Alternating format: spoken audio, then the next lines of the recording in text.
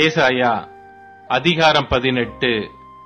எத்தியோப்பியாவின் நதிகளுக்கு அக்கரையிலே நிழலிடும் செட்டைகளுடையதும் கடல் வழியாய் தண்ணீர்களின் மேல் நாணல் படவுகளிலே ஸ்தானாபதிகளை அனுப்புகிறதுமான தேசத்துக்கு ஐயோ!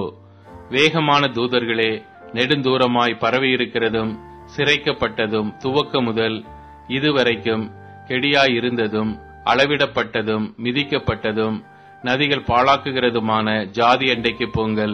பூச்சக்கரத்தில் வாசமாயிருக்கிறவர்களுக்கும் தேசத்து குடிகளுமாகிய நீங்கள் எல்லாரும் மலைகளின் மேல் கொடி ஏற்றப்படும் போது பாருங்கள், எக்காலம் ஊதப்படும் போது கேளுங்கள்.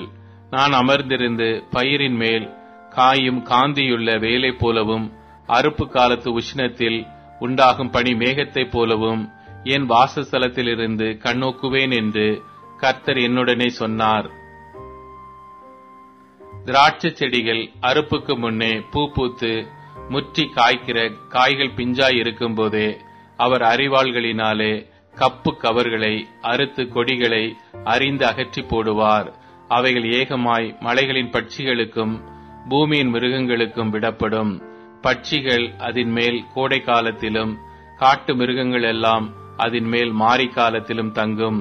அக்காலத்திலே நெடுந்தூரமாய் பரவி இருக்கிறதும் சிரைக்கப்பட்டதும் துவக்கம் முதல் இதுவரைக்கும் கெடியாயிருந்ததும் அளவிடப்பட்டதும் மிதிக்கப்பட்டதும் நதிகள் பாழாக்குகிறதுமான ஜாதியானது சேனைகளின் கர்த்தரின் நாமம் தங்கும் ஸ்தலமாகிய சியோன் மலையில் சேனைகளின் கர்த்தருக்கு காணிக்கையாக கொண்டு வரப்படும்.